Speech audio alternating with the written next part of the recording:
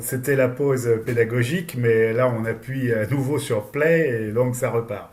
Voilà, donc c'est le sixième cours de problématiques de l'enseignement des langues.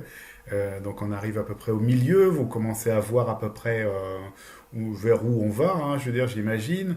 Donc là, on a commencé à regarder un peu la classe, comment on brise la glace, comment on rentre en contact avec une classe, comment on organise une classe en différents types de groupes selon les activités, comment commence à établir une progression, en fait, quel type d'objectif on va chercher à atteindre.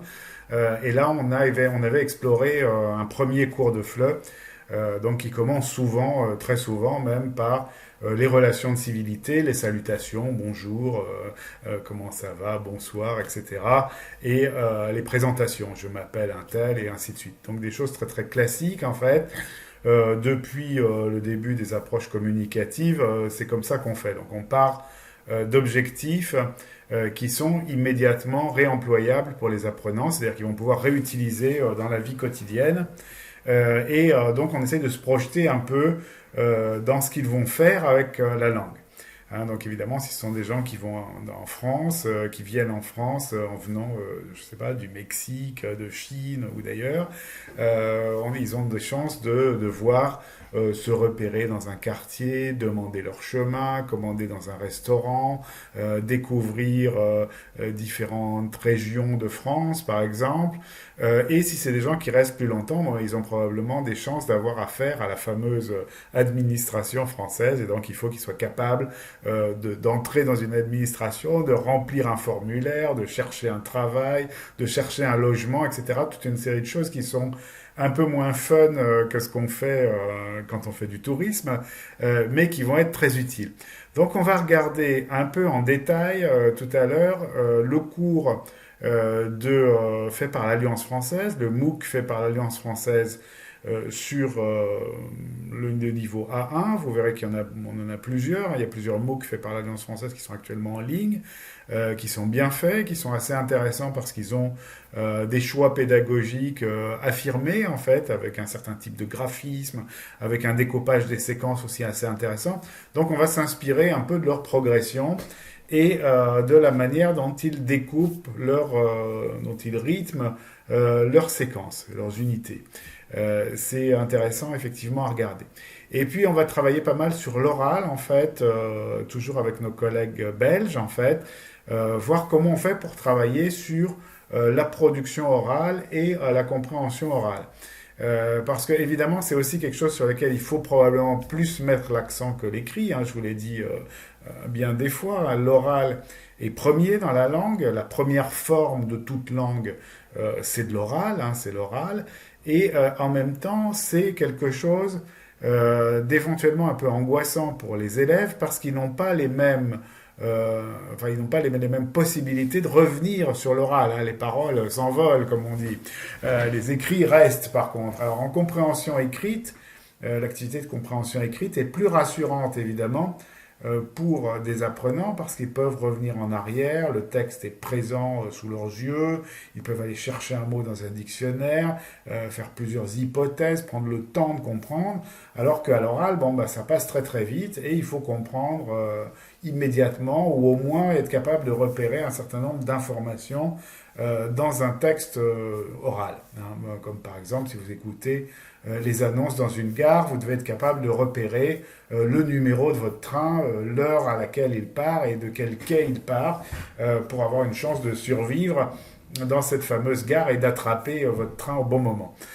Donc il y a pas mal de choses comme ça auxquelles évidemment on a réfléchi en fait évidemment en didactique des langues et on a essayé de proposer en fait, des choses qui soient concrètes et pratiques pour les gens qui apprennent une langue. Donc on va regarder tout ça en détail et on va regarder donc en particulier l'oral.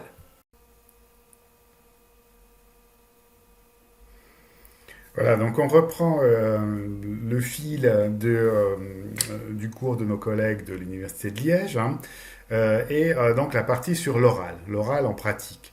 Même si elle semble la plus spontanée, la compétence orale n'est pas la plus facile à développer chez les apprenants en langue étrangère, surtout les débutantes, donc ce que je vous expliquais à l'instant. Raison pour laquelle l'enseignant doit se montrer le plus encourageant et créatif possible Pour les aider à comprendre et à parler, nous allons voir comment en présentant les enjeux de ces activités et en proposant quelques pistes. Donc évidemment, donc l'oral, c'est quelque chose d'un peu plus difficile à aborder dans la classe parce que aussi ça touche en fait on s'expose évidemment dès qu'on prend la parole.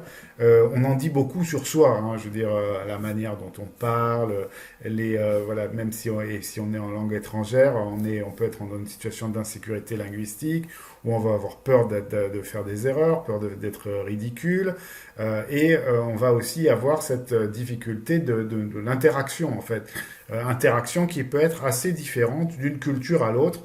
Ça, on en reparlera en détail éventuellement puisque vous verrez en fait quand vous avancerez dans la connaissance du français langue étrangère, qu'on parle de compréhension orale, compréhension écrite, production écrite, et aussi depuis des temps un peu plus récents en fait, d'interaction, donc comment s'organise l'interaction en langue étrangère, et de médiation, donc comment on explique quelque chose à quelqu'un, comment on explique à quelqu'un un point culturel, comment on dit à quelqu'un, par exemple, vous expliquez à quelqu'un comment prendre la parole en français ou comment rentrer en contact avec un français. Par exemple, vous lui dites, voilà, si vous voulez rentrer en contact avec quelqu'un dans la rue, vous lui dites, excusez-moi madame ou excusez-moi monsieur, je suis un peu perdu, j'aimerais vous demander mon chemin.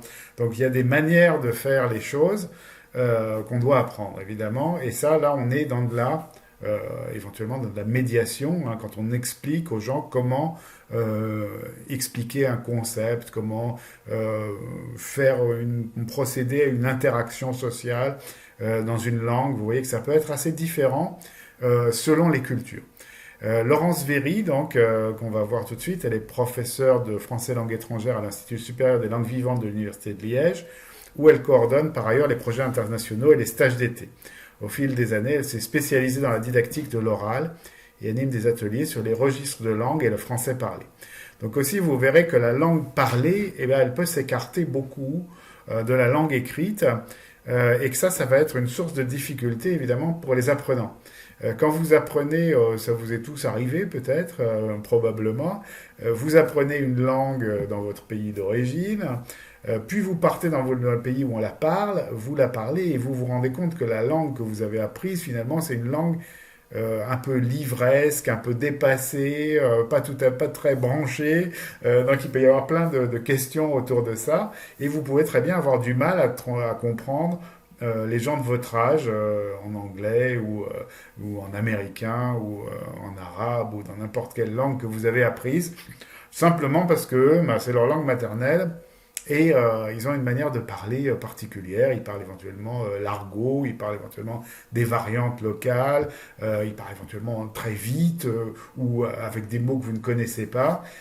Donc, je veux dire, ça peut être aussi une difficulté, évidemment, la langue parlée et les différents registres de langue, les différents niveaux de langue, et même, on pourrait dire, pratiquement les différentes langues parlées, en fait, sous le nom de français.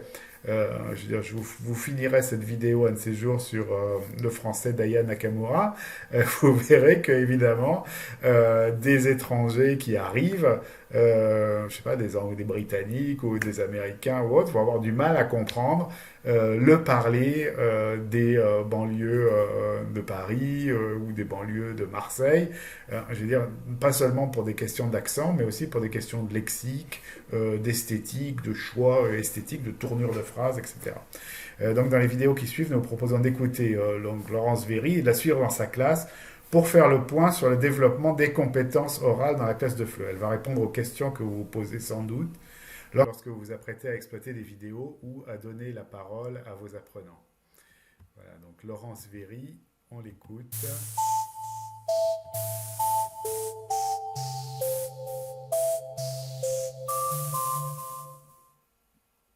La compréhension orale me paraît être une compétence centrale à travailler avec mes étudiants et je choisis en général des documents audio et des vidéos authentiques pour qu'ils s'habituent à entendre le français parlé.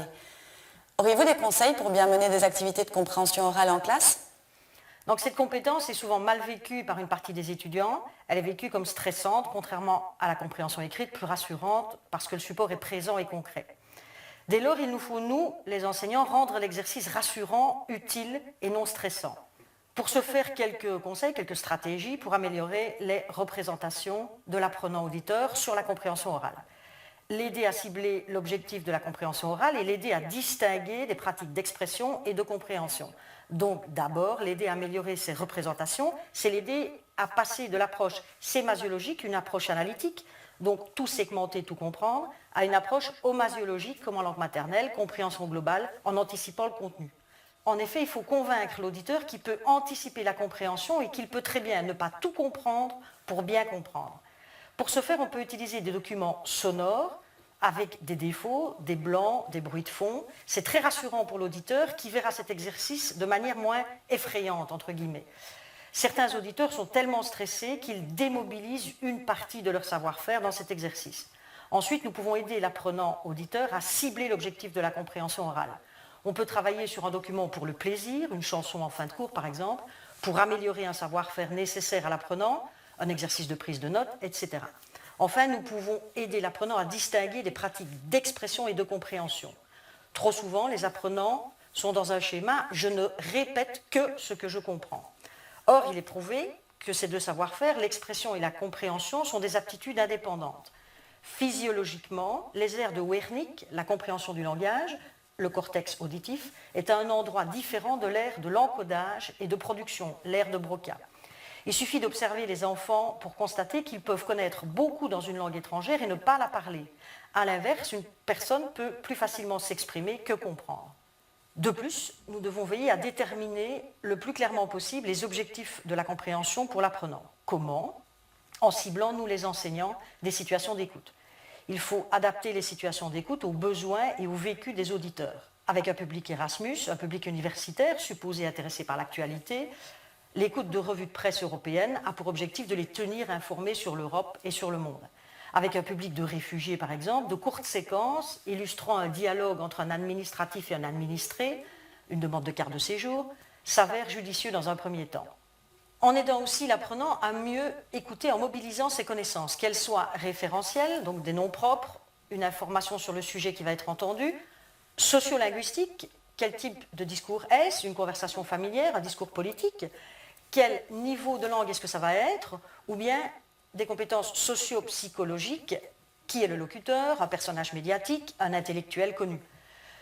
Que ces connaissances à mobiliser soient encore linguistiques, travailler la phonétique par exemple, avec la discrimination de phonèmes à problème. Les étudiants chinois ne distinguent pas facilement le du les, ce qui est problématique évidemment dans les situations plurielles, ou bien le R du L. Et enfin, en mobilisant aussi des connaissances culturelles. Comment se déroule une discussion à table en France? Le finlandais s'étonne de la prolixité des convives, de la longueur des interventions et du repas, et du fait qu'il se coupe incessamment la parole. Il faut donc mobiliser toutes ces connaissances avant l'exercice de compréhension orale, afin que les étudiants partent sur la même ligne de départ. Donc aujourd'hui, c'est bête parce que Léna n'est pas là, or je pense que c'est la plus scientifique de nous tous. Je me trompe ou pas? Bon, Mohamed, avec l'architecture, il est vraiment entre les deux. Mais... Moi, je suis ingénieur. Pardon, heureusement tu es là. Voilà, donc j'ai une vraie ingénieure. De quelle option encore? Moi, je fais aéronautique Ah, à oui. la base, mais je travaille toujours dans l'automotive. Les voitures. Je ne sais pas pourquoi je te vois juriste, je ne sais pas pourquoi. Donc, eh bien c'est parfait, au moins tu es là, tu vas pouvoir relever le niveau scientifique, parce que je pense que nous on est plutôt littéraires dans l'ensemble, ici présent. Donc il y a Léna et toi qui êtes plus scientifiques. Donc on fait un module un peu plus scientifique. D'accord, ça va? Je vous avais demandé de regarder d'abord le vidéo. Vous avez eu l'occasion de le faire? Ou il faudra qu'on le revoie ensemble? Ok, on va le revoir ensemble, c'est pas grave. C'est le vidéo de déclic en fait, que je trouve pas mal fait. Mais on va commencer par un tout petit peu de vocabulaire. Vous voyez ce qu'il y a sur les photos? Sur les deux photos de base, c'est quoi? Dites-moi ce que vous voyez déjà. Vas-y. Les éoliennes, très bien. Ça veut dire quoi ça, éolienne? Mohamed? Pour la production d'électricité. Mais avec quoi? Avec le vent. Le vent? La vitesse de vent. Oui, puisque Éole, c'est le dieu du vent, hein, en grec, tu sais. Très bien, les éoliennes. Et sur l'autre photo, donc c'est ce qu'on voit de plus en plus chez nous. Vous ne les voyez pas spécialement à Liège, mais à l'extérieur de Liège, il y en a. Pour aller à Charleroi, ouais, il y en a. Pour aller vers Bruxelles aussi, il y en a. En Espagne, Alba, il y en a plein. Tu confirmes? Il y en a beaucoup. Il y a des parcs vers Burgos, etc. Il y en a vraiment beaucoup. Je suppose qu'il y en a partout. En Italie? Ouais. Ça commence? Voilà. Et bon, l'Italie commence, c'est déjà bien.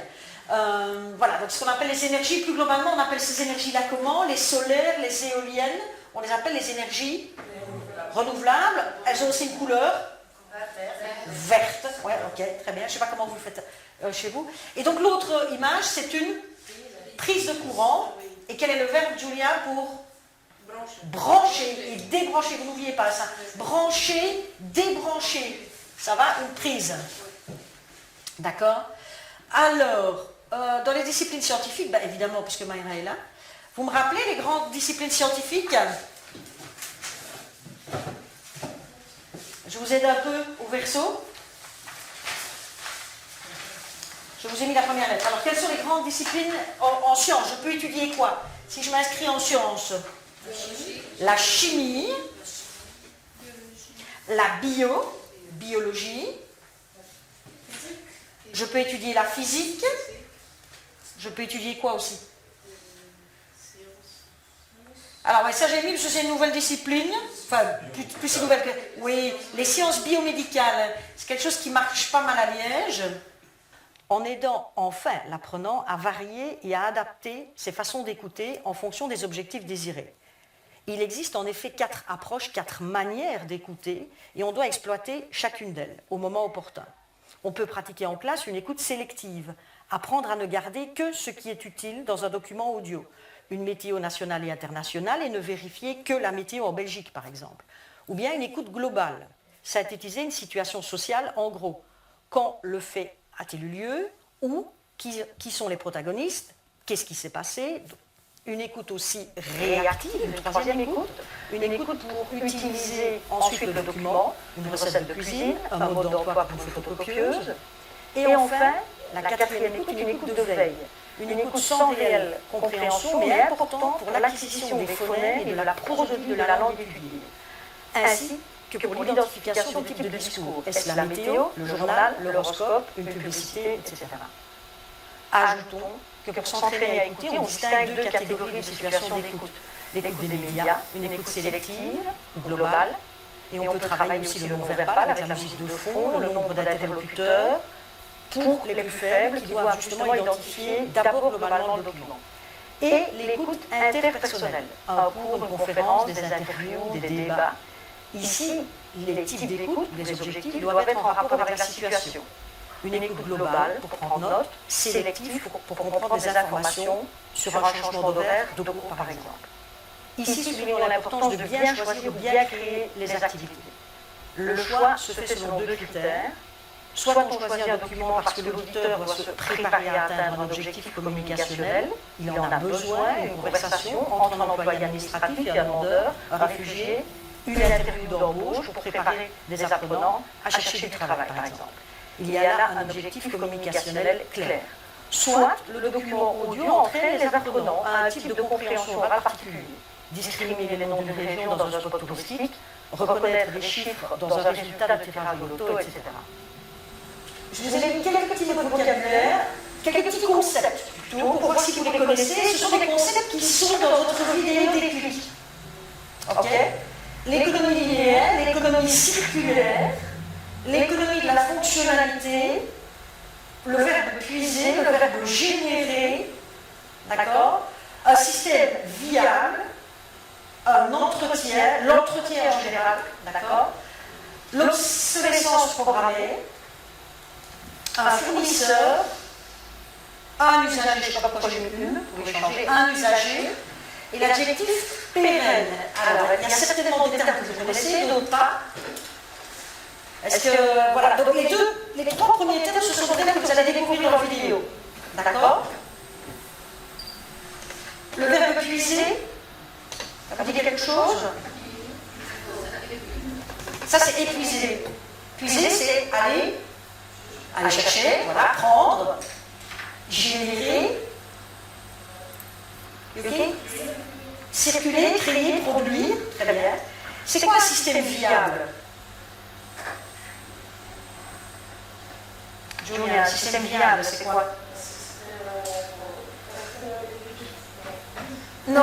Ah non, c'est pas via en italien. Non, ça vient de vie. C'est un système qui va, oui, qui peut vivre. Un système qui peut vivre, qui peut survivre, qui peut avancer, qui peut fonctionner. Tout à fait, un système viable. L'entretien, la notion d'entretien, vous la connaissez, on l'utilise beaucoup dans notre monde maintenant, très à la mode. Plutôt la main gardée en bon état, donc sur une autre étymologie, la maintenance. Donc entretenir, c'est garder en bon état, comme dit Louisa, c'est aussi maintenir en bon état, donc on a aussi le mot la maintenance, d'accord? Est-ce que vous connaissez le concept d'obsolescence programmée? Mais sois un peu plus précise, parce que, ouais, mais qu'on jette à quel moment? Parce que là, tu expliques à moitié. On jette à un moment donné tout. Mais pourquoi est-ce qu'on dit programmé? Je suis sûre que dans les objets chinois, okay, il y a plein d'obsolescence programmée. J'en suis certaine. Parce que c'est les contrats qui décident après combien de temps il faut arrêter d'utiliser.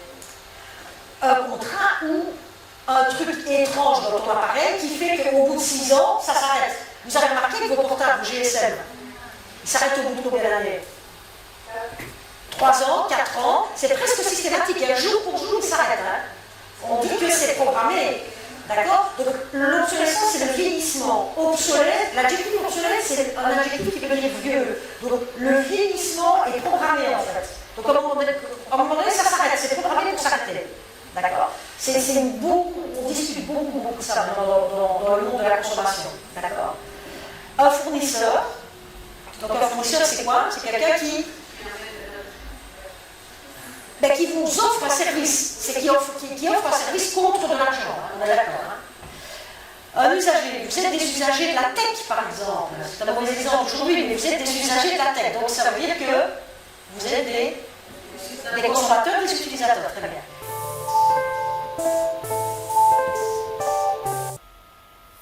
Donc vous voyez qu'il y a pas mal de choses intéressantes dans ce que dit Madame Véry. Hein. Donc d'une part, qu'il y a plusieurs types d'écoute, évidemment. Là, on la voit travailler avec sa classe, en fait, sur des choses relativement classiques, hein, en fait, où elle a fait un espèce de brainstorming, en fait, pour réactiver du vocabulaire sur différents thèmes. Bon, vous avez pu probablement identifier le niveau des apprenants. On entend que c'est des apprenants déjà assez avancés, probablement d'assez bons B2, hein, qui se préparent probablement au C1 pour pouvoir continuer, en fait, à étudier à l'Université de Liège ou pour travailler à l'Université de Liège. On entend qu'ils parlent pas mal du tout le français, du moins pour ceux qui prennent la parole.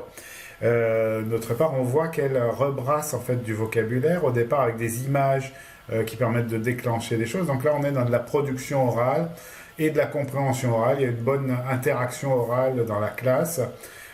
Pas toujours très structurée d'ailleurs, en fait, on voit bien qu'il y a des moments où elle lance des pistes qu'elle abandonne, comme par exemple de quelle couleur sont les écologistes dans votre pays, par exemple. Donc elle dit ce sont des énergies qu'on appelle les énergies renouvelables. Puis après, ça a aussi une couleur, donc des énergies vertes. Et elle dit, je ne sais pas comment on dit dans votre pays, ou je ne sais pas comment on fait dans votre pays, mais elle ne poursuit pas, en fait, pour s'assurer, évidemment, que la notion soit complètement élucidée. Donc on apprend un certain nombre de choses. D'une part, évidemment, donc, il y a ces différents types d'écoute, l'écoute des médias et l'écoute interpersonnelle, qu'on peut avoir des objectifs très différents quand on écoute, en fait. Donc on peut pratiquer une écoute sélective, ce qu'on appellera quelque chose comme scanning en anglais. Donc on va chercher à repérer une information à l'intérieur d'un texte. Une écoute globale, où on cherche plutôt à avoir une compréhension globale de ce qui se passe. C'est un peu l'écoute qu'on a quand on écoute des informations. Je veux dire, vous écoutez le journal télévisé le soir, vous avez une écoute globale, puis éventuellement vous allez repérer qu'il y a un sujet qui vous intéresse, je ne sais pas, par exemple la durée du couvre-feu ou quelque chose dans ce genre-là. Donc vous allez aller rechercher l'information, soit en réécoutant de façon sélective le journal sur un autre média ou à travers d'autres médias, évidemment. L'écoute L'interpersonnelle, donc elle est un peu différente puisque là, elle participe d'une co-construction en fait du sens.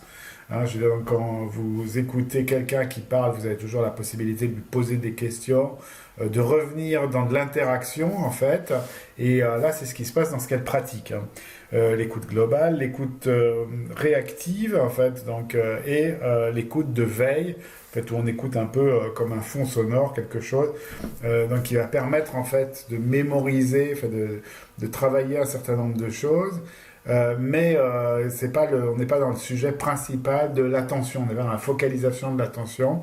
Par contre, évidemment, il rentre inconsciemment en fait toute une série de choses sur la prosodie, les phonèmes, etc. Donc vous voyez que ces différents types d'écoute vont jouer, enfin on va les travailler avec les élèves. Et on aura souvent en fait aussi une progressivité en fait dans l'écoute. Donc comme elle nous le dit en fait, souvent justement quand on ajoute des indices dans un document sonore, eh bien, on va faciliter l'identification de la situation. Par exemple, quand vous commencez à travailler avec des débutants en fait, c'est bien d'avoir des documents où il y a des bruitages, des ambiances sonores. Bon, je pense par exemple à un document qu'on a écouté en fait sur le théâtre de marionnettes du Jardin du Luxembourg. Là, vous savez tout de suite où vous êtes quand vous commencez à entendre la cloche qui sonne pour appeler les enfants à l'intérieur, la musique typique du théâtre de marionnettes, puis les premières répliques des personnages que tout le monde connaît, hein, donc dans le théâtre de marionnettes. Et là, donc Guignol, Gnafron, etc. Donc vous avez en fait évidemment une situation qui va simplifier beaucoup les choses pour les apprenants. C'est-à-dire qu'ils vont être capables en fait d'identifier la situation. Et on pourra déjà avoir un certain nombre d'éléments qui vont les préparer à la compréhension et ça va dédramatiser la situation d'écoute. Bon, après, il y a évidemment l'écoute type scanning qu'on va pratiquer souvent, donc l'écoute sélective, où on va chercher une information dans un texte. Là aussi, le fait de savoir ce qu'on cherche va simplifier en fait la compréhension orale et va orienter complètement la compréhension orale. Donc voilà, donc vous avez un certain nombre de pistes déjà dans ce document-là, et on va continuer à travailler sur l'oral et sur ce qu'on peut faire avec de l'oral. Donc, comme je vous le disais, donc on va regarder un peu cette méthode de français, en fait ce MOOC hein, qui vise à apprendre le français. Bon, évidemment, c'est un MOOC, donc c'est un peu une première hein, en fait. C'est l'Alliance française de Paris avec le ministère de l'Intérieur. Qui ont décidé de faire un MOOC pour faciliter en fait l'intégration et l'apprentissage du français pour des gens qui arrivent en France. Donc vous avez plusieurs niveaux, hein. Vous avez un niveau A1 et un niveau A2 en tout cas. Et voilà, et donc c'est fait d'une façon assez intéressante parce qu'on voit que c'est bien réfléchi. Du point de vue graphique, c'est aussi pas mal fait parce qu'il y a un parti pris graphique qui est pas inintéressant. Donc avec ce type de dessin-là et le type de dessin animé que vous allez voir. Donc on n'est pas dans le réalisme total, on est plus oui, dans du dessin animé ou dans du dessin relativement schématique, avec des couleurs qui ne distraient pas tellement l'attention. En fait, c'est pas extrêmement coloré. Et c'est plutôt schématique et plutôt avec un design en fait d'ensemble, une unité graphique en fait qui est assez intéressante et probablement assez rassurante pour les apprenants. Donc on voit qu'en fait là on a là c'est le cours hein, évidemment. Donc vous avez des tutoriels vidéo pour utiliser le cours un peu, donc c'est des choses qui sont à utiliser en autonomie hein, évidemment. Mais que vous pouvez très bien utiliser dans une classe hein, en complément de ce que vous faites habituellement. Et ce qu'on va regarder, c'est un peu la progression en fait, parce qu'on a vu que la première, dans l'unité 1 en général, on est dans les salutations, les présentations, donc la capacité de se présenter, les relations de civilité et quelques formules de politesse. Donc on va regarder ce qui se passe un peu après. Dans une progression de A1, puisque celle-ci est pas mal faite. Hein, donc vous avez une boîte à outils, ensuite un questionnaire de début de MOOC, donc qui va viser en fait à impliquer les apprenants. Puis on passe aux unités. Donc la première, c'est j'arrive en France. Hein, on l'avait regardé, en fait, donc ça commence assez souvent de la même façon. Donc vous voyez, vous avez au départ une situation qui est présentée sous forme d'image, qui va permettre de susciter de l'observation et voilà, et puis de se préparer à formuler un certain nombre de choses. Donc là, on va avoir des questions, cocher la bonne réponse. Les personnes sont dans un immeuble, dans une école, dans une rue. Et là, vous voyez que c'est déjà pré-coché, évidemment, c'est la toute première leçon. Hein. Donc j'arrive en France, 1, 2, directement, je me présente dans une administration. Donc, vous allez voir qu'il y a beaucoup d'administrations en France, puis c'est quand même tourné vers les gens qui arrivent et bon, qui peuvent être dans des situations administratives diverses et variées, mais qui vont devoir en tout cas se mettre en règle d'une façon ou d'une autre avec l'administration française. Il y a un peu beaucoup d'administrations, vous verrez, on a l'impression que la France est un pays très administratif, ce qui n'est pas entièrement faux. Je décris mon quartier, c'est celle qu'on va regarder plus en détail pour voir comment c'est fait en fait, parce que là c'est toujours un moment intéressant, en fait le moment où on va commencer à parler de la localisation, voilà, de la géographie du quartier, des différents biens et services. Enfin, c'est le moment où on commence à découvrir l'univers extérieur en langue étrangère et c'est toujours un moment intéressant dans les méthodes. Je fais connaissance avec mes voisins, donc rentrer en contact. On va reprendre probablement ici en fait les premières compétences en fait de je me présente, etc. Je fais les courses, donc là aussi très pragmatique, hein, faire des achats, demander quelque chose, demander un bien qu'on retrouvera.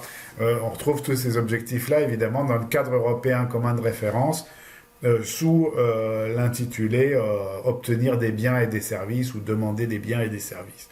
Je fais les courses, je fais des achats, donc probablement des choses plus importantes que les courses, hein, que ce soit du mobilier ou d'autres choses.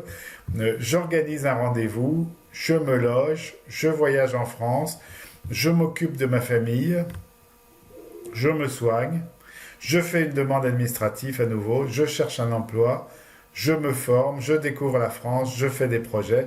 Donc vous voyez que tout est en jeu, on essaye d'impliquer l'apprenant évidemment à travers ce type de formulation. Et c'est très structuré en fait autour des besoins en fait que va rencontrer progressivement l'apprenant. C'est heureusement pas uniquement de l'administratif. Vous avez vu qu'on a beaucoup quand même de choses qui reviennent sur l'administration, obtenir une carte de séjour, se mettre en règle, etc. Ça revient dans plein de discours en fait sur ce que doivent apprendre des gens qui arrivent. Mais évidemment, il est utile et agréable qu'ils n'apprennent pas que ça. Donc là, on va regarder un peu plus en détail. La partie 3, donc vous voyez aussi qu'elles sont toutes structurées de la même façon en fait. Donc je découvre, on va aller dans je décris mon quartier, pardon, et vous allez voir donc qu'elles sont toutes structurées de la même façon, c'est-à-dire qu'on va avoir au début je découvre, donc qui va se faire à partir d'une image fixe, donc ça j'aime assez le principe aussi de cette idée-là en fait, et là donc on a une image du quartier qu'on va découvrir. Donc je découvre, ensuite vous avez je m'informe, donc c'est probablement de la compréhension orale, hein. Je réagis, donc là je prends la parole, donc ça va être de la production orale. Je comprends, donc là on structure un peu les acquis en travaillant sur le lexique. Je réfléchis avec des activités un peu métacognitives sur la grammaire, hein. J'écoute et j'écris, donc là on passe à la production écrite. Je passe à l'action, donc on est, je vous le rappelle, dans ce développement de l'approche actionnelle. Donc la langue doit servir à agir sur l'extérieur, à rentrer en communication avec les autres, à effectuer des choses, à accomplir des tâches, on dirait, dans une approche actionnelle. Je m'évalue, donc vous avez une phase aussi d'auto-évaluation. Vous voyez, cette structuration est pas mal faite. Hein, je publie, discussion et question sur le cours. Donc là, c'est de la production orale et de la synthèse en même temps.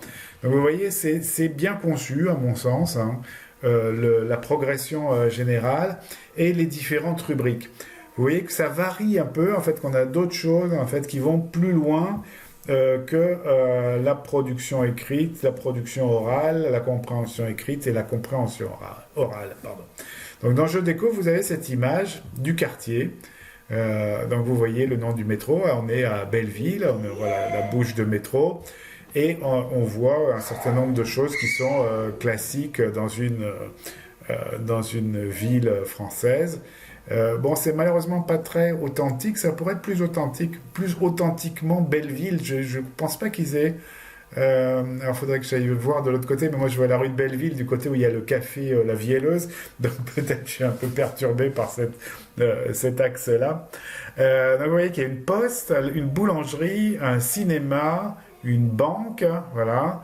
Bon, une épicerie aussi probablement, quoique ce soit pas marqué, hein, et une station de métro. Et donc on va découvrir comme ça un certain nombre de choses constitutives du quartier à la française. Dans ce quartier, il y a, donc cochez les bonnes réponses, un cinéma, un hôtel, ça on ne sait pas, donc il y a un cinéma, oui, un hôtel, on ne sait pas, un métro, oui, une boulangerie, oui, une banque, oui. Donc on peut essayer, vous voyez que c'est aussi l'intérêt du truc, un métro, alors un hôtel, je vais le décocher, pardon, parce que je crois qu'on n'en voit pas. Donc vous voyez que c'est aussi l'intérêt du truc. Voilà, donc tout est bon. On a les réponses, en fait. Donc heureusement on ne s'est pas trompé. Donc vous voyez aussi qu'il y a ces possibilités-là relativement récentes, en fait, d'avoir des exercices autocorrectifs. Et évidemment, on va utiliser ça beaucoup dans les MOOC. Donc par la suite, donc on va continuer avec la progression de la méthode. Donc ici vous avez donc je découvre, après je m'informe. Voilà, je m'informe. Donc là, on va écouter, donc on suit la consigne, hein. Donc on reste évidemment dans les localisations, très probablement. Donc écoutons la vidéo qui nous est proposée. Bonjour. Aujourd'hui, Haroun cherche une adresse à Paris. Comment trouver une adresse à Paris? Quelle adresse cherche Haroun? Ah, 9 rue Guillaume Tell à Paris. C'est très facile. Nous sommes rue Guillaume Tell. Où est le 9? D'un côté, il y a les numéros pairs, par exemple 2, 4, 6. Les numéros sont dans l'ordre. Et de l'autre, il y a les numéros impairs. 1, 3, 5. Et le 9, voilà. En France, il y a aussi les numéros bis et terre. Par exemple, le 9 bis et 9 terre sont entre le 9 et le 11. Donc en France, les numéros pairs sont d'un côté et les numéros impairs de l'autre côté. Et on trouve aussi des numéros bis et terre. Et dans votre pays?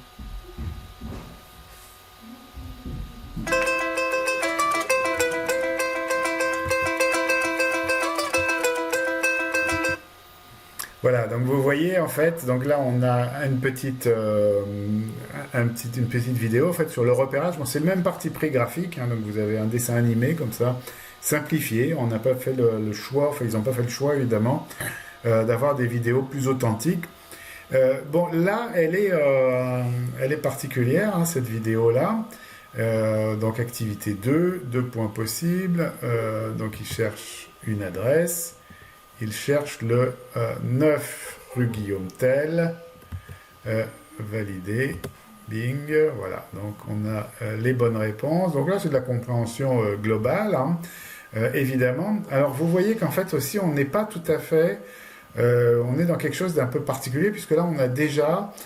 bon, d'une part, Haroun ne cherche pas sur son GPS, ce qui l'emmènerait directement au 9 rue Guillaume Tell, mais il cherche de manière plus classique, et c'est pas inintéressant de voir ça, parce qu'en fait, ça permet de découvrir en fait la numérotation des rues parisiennes, avec les numéros pairs, enfin des rues dans une ville française en général, avec les numéros pairs d'un côté, les numéros impairs de l'autre. C'est très différent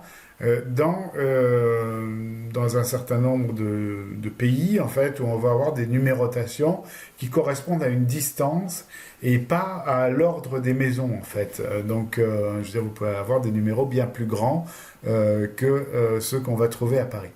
Est-ce que vous savez, tiens, à propos, à partir d'où partent les numéros, enfin, de quel est le point de repère qui permet de savoir qu'on est dans l'ordre croissant des numéros ou dans l'ordre décroissant? D'où est-ce que part la numérotation d'une rue? Je vous poserai la question pendant le cours. Voilà. Donc vous voyez que là on est, bon, c'est intéressant parce que c'est assez culturel en même temps. C'est pas l'approche la plus simple probablement du repérage sur un plan.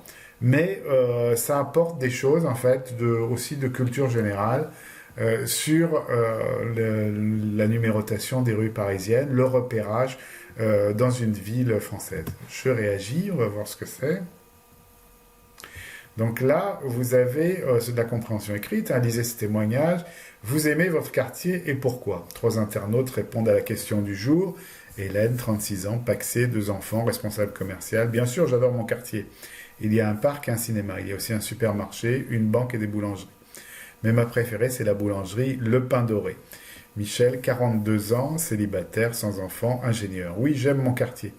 J'aime sortir avec des amis après le travail. J'habite à Paris, dans le quartier chinois. Il y a une place sympa. C'est la place Jean Moulin avec des restaurants et des bars. Mon préféré, c'est le bar Belleville, tout près. Ivana, 67 ans, mariée, 3 enfants, retraités. Nous aimons le quartier, nous sommes seuls maintenant, les enfants sont grands. Nous avons des commerces, une pharmacie et une boulangerie. Nous aimons aussi sortir et notre monument préféré, c'est l'Arc de Triomphe sur les Champs-Élysées. Donc là, vous voyez, donc actumatin.com, oui, donc c'est un journal sur Internet, vrai. Les personnes parlent de leur pays, oui. Les personnes aiment leur quartier, vrai. Voilà, validé. Donc vous voyez que là aussi, on est dans de la compréhension globale, hein, avec quelques questions en fait, sur un document authentique à comprendre. Je comprends, donc ensuite, lexique.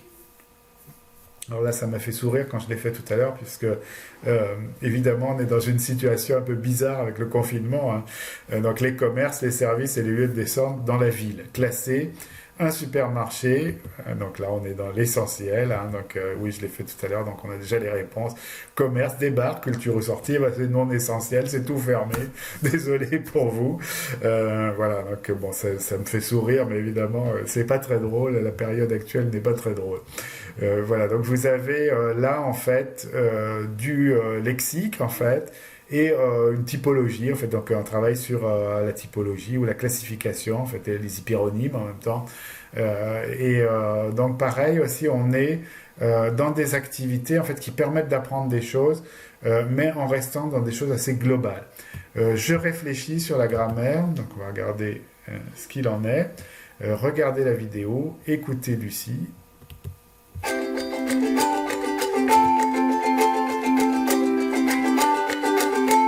Bonjour. Nous décrivons un quartier et indiquons des lieux. On utilise un, une, des, le, la, les. Souvenez-vous. Pour décrire, Hélène dit « J'adore mon quartier.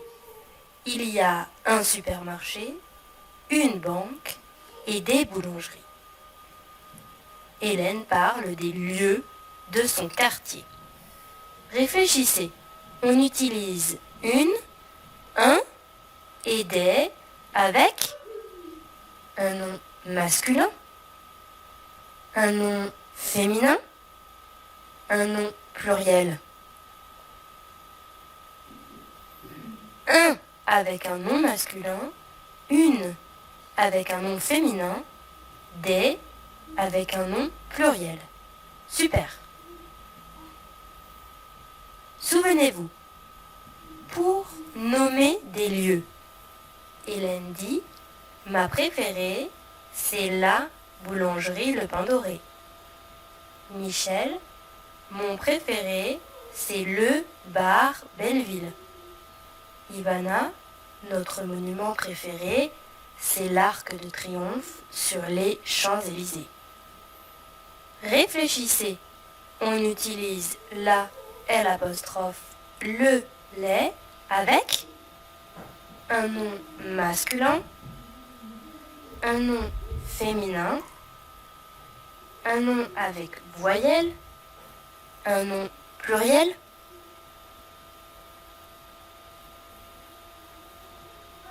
le avec un nom masculin, la avec un nom féminin, L' avec un nom avec voyelle, les avec un nom pluriel.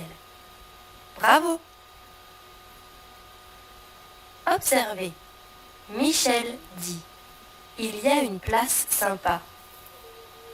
Il y a une place sympa, c'est général ou spécifique? C'est général. Il dit aussi « C'est la place Jean Moulin ». C'est la place Jean Moulin. C'est spécifique ou général? C'est spécifique. Très bien. Donc, pour parler d'un lieu général, on utilise « il y a » avec un, une ou des, plus le lieu. Pour parler d'un lieu unique, spécifique, connu, on utilise « c'est » plus le, la ou L' et les plus le lieu. Maintenant, à vous.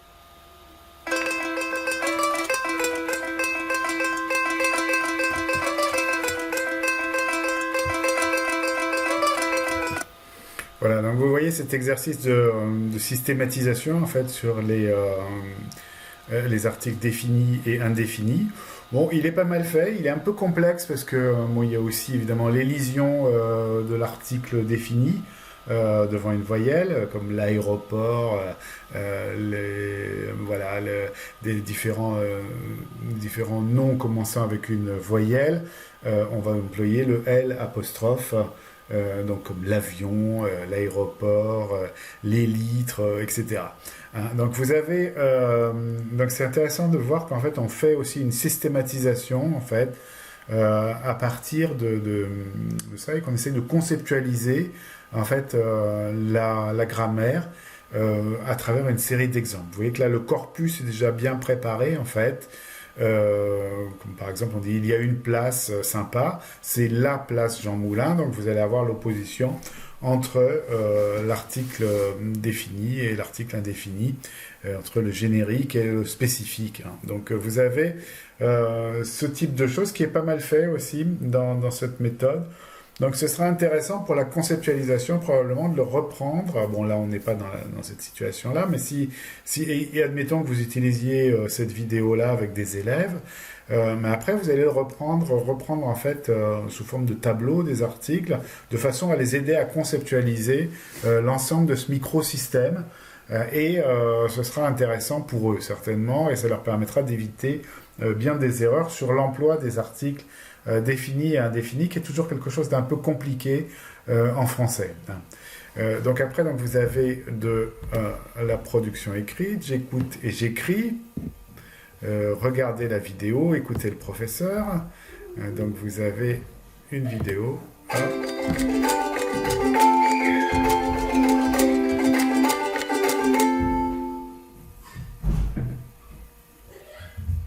Bonjour. Vous vous souvenez dans l'étape 3? L'école, dada, le cinéma, dada, le supermarché, dada.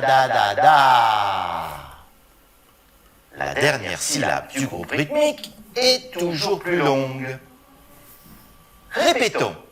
L'école, le cinéma, le supermarché. Écoutez. Da, si j'aime mon quartier. Da. J'adore mon quartier. Da. Il est animé. La dernière syllabe du groupe rythmique est plus longue, mais toutes les autres syllabes sont identiques. Elles sont régulières, elles ont la même énergie, la même prononciation. Répétons. Si j'aime mon quartier. J'adore mon quartier. Il est animé. Pour résumer, nous parlons en groupe. Un groupe est prononcé comme un seul mot. La dernière syllabe est plus longue. Toutes les autres syllabes sont régulières. Un quartier. Un beau quartier. J'habite dans un beau quartier. C'est compris? À vous maintenant.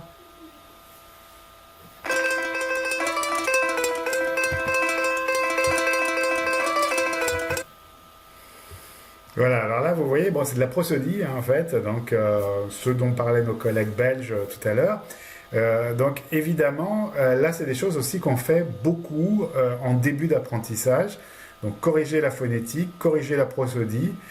Et là, vous voyez qu'en fait, avec les groupes, donc on va avoir une dernière syllabe plus longue. Il y a aussi l'accentuation en fait montante dans la question. Si j'aime mon quartier, donc là, il est évidemment, c'est un peu outré parce que le français est une langue quand même assez monocorde par rapport à beaucoup d'autres langues. Il n'y a pas de phénomène d'accentuation, il n'y a pas de phénomène de ton. Donc en fait, c'est vrai qu'on a une rythmique assez régulière et avec un léger allongement de la syllabe finale des groupes. Hein. Mais là, bon, c'est évidemment un peu outré. Je veux dire que dès qu'on fait de la prononciation, on exagère un peu les caractéristiques de la langue. Mais voilà, c'est intéressant parce qu'évidemment, on a une prise en compte quand même le plus possible. Bon, là encore, on n'est pas évidemment dans un cours en présentiel où on pourrait corriger beaucoup plus les élèves et les faire répéter, etc. Mais on essaye même à travers un MOOC, en fait, de fournir des indications sur la prononciation de la langue. Donc ensuite, vous avez « Je passe à l'action ». Et donc là, on va regarder ce que c'est. Vous êtes en France, un ami francophone habite dans votre ville. Il vous demande des informations par email sur votre quartier. Donc, vous répondez, décrivez votre quartier et précisez vos lieux préférés. 2. Vous êtes à l'étranger, un ami francophone voudrait visiter votre ville. Il vous demande des informations par email, vous répondez, vous décrivez votre ville et vos lieux préférés. Donc là, pareil, c'est de la production écrite. Je veux dire, où on essaye de se projeter dans une situation un peu réaliste. Bon, évidemment, là, il va falloir un correcteur bien humain. Il n'y a pas de correction automatique possible, en tout cas pour le moment, pour ce type de production assez libre. Je m'évalue ensuite, donc vous avez une auto-évaluation, donc vous savez que la place, donc là vous avez un petit jeu en fait avec retrouver des mots dans une grille. Donc vous allez avoir par exemple ici banque, hop, voilà, il est là, etc., etc., cinéma ici, hop, pardon, hop, cinéma. Donc vous voyez qu'au fur et à mesure, en fait, petit exercice de discrimination visuelle, tout simple. Hein. Et après, vous avez d'autres choses, certainement. Compléter le texte avec le bon article. Donc là, on reprend en fait les questions sur l'article défini et indéfini. Donc vous voyez en fait, regardez ce MOOC en détail, tranquillement. Éventuellement, on reviendra sur quelques autres des leçons.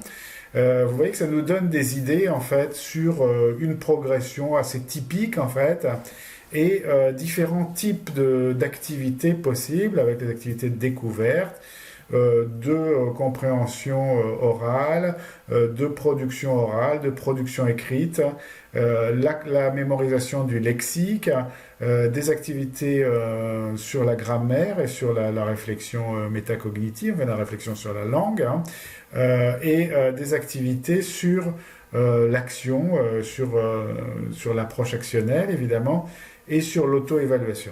Donc c'est pas inintéressant de regarder ce type de choses en détail pour voir un peu ce qu'on fait à l'heure actuelle en fait en matière d'enseignement des langues, même si là encore une fois on est dans une situation assez particulière qui est une situation d'auto-apprentissage en ligne. Donc c'est quand même principalement une ressource complémentaire à un apprentissage structuré en présentiel Parce que très probablement, on n'utilisera pas ce type de choses-là tout seul. Je veux dire, ce serait probablement insuffisant pour apprendre complètement une langue et aussi pour la possibilité de correction et éviter la fossilisation de certains types d'erreurs, même si vous voyez qu'on a vu, par exemple, là, la prononciation des groupes, un peu de prosodie du français, mais il est certain qu'à travers un MOOC comme ça, on n'a pas les mêmes possibilités d'éviter la fossilisation des erreurs de prononciation que dans une classe de langue. Voilà, donc merci beaucoup pour votre attention. Là, ce sera tout pour aujourd'hui. Donc, on a revu un peu un autre type d'objectif qui serait se repérer dans une ville, demander son chemin, etc. À travers le MOOC de l'Alliance française. Et on a revu un petit peu tout ce qui est enseignement de la prononciation, mais bon, on y reviendra éventuellement, parce que je suis bien conscient qu'il y a beaucoup de choses à faire en fait autour évidemment de l'enseignement de la prononciation, et que donc, quand vous apprenez des langues différentes, vous devez vous rendre compte de tous les types de difficultés qu'on peut rencontrer en apprenant des langues nouvelles. Donc on verra par exemple dans la semaine prochaine, on regardera un certain nombre d'enseignants parler de leurs élèves en fait et caractériser le type de difficultés qu'ils peuvent avoir en fonction de leur langue source, de la langue qu'ils parlent, qui est leur langue maternelle, quand ils apprennent le français. Bon, il y a des choses évidentes, hein. En français, par exemple, toutes les voyelles nasales, un, en, on, un, etc. Ça va poser des problèmes. Le U aussi va poser des problèmes dans les voyelles. Le RE du français va poser des problèmes éventuellement à un certain nombre d'apprenants selon la langue d'où ils viennent. Donc on regardera ça dans la semaine prochaine. Donc bon courage pour la suite. Bon, on va probablement vers un prochain encore confinement. Je disais tout à l'heure dans le cours, évidemment, c'est bien dommage. Bon, je veux dire, il y a quelques mois, je disais on confine, on reconfine, on déconfine. Là, malheureusement, on a peut-être encore un troisième confinement devant nous. Donc tenez le coup. Ne vous découragez pas, donc on fera tout ce qui est possible de notre côté pour vous rendre la vie et les études le plus vivable possible. Donc je vous mettrai aussi en ligne, en fait, je vais vous mettre dans la semaine, en fait, une série de questions auxquelles vous pouvez répondre. En fait, vous pouvez y répondre par écrit. Et c'est ce qui sera en fait l'examen final. Donc comme je l'ai dit, il y aura deux possibilités, soit une série de questions en fait sur les contenus du cours sur lesquels vous pouvez faire des recherches sur l'internet, reformuler en fait les réponses. Donc ce sera des questions du style pourquoi est-ce que maintenant on parle plutôt d'apprenants que d'élèves, qu'est-ce que c'est que l'interlangue des apprenants, pourquoi on parle plutôt aussi d'erreur que de faute, par exemple. Quelle est la différence que vous faites entre erreur et faute, comment systématiser la grammaire, par exemple, comme on vient de le voir tout à l'heure sur les articles définis et indéfinis. Bon, je ne m'attends pas à des réponses de type doctorat de 3e cycle, hein, je veux dire. Mais vous prenez le temps de réfléchir aux questions, vous faites vos recherches, vous rédigez des petites réponses claires et argumenté, ce sera très bien. Voilà. Et donc l'autre possibilité, ce serait de prendre évidemment, d'analyser une méthode ou d'analyser par exemple un des éléments du MOOC en fait qu'on vient de voir, ou d'autres éléments en fait de méthodes qu'on va utiliser pour apprendre une langue. Voilà, merci beaucoup, bonne semaine et à très bientôt.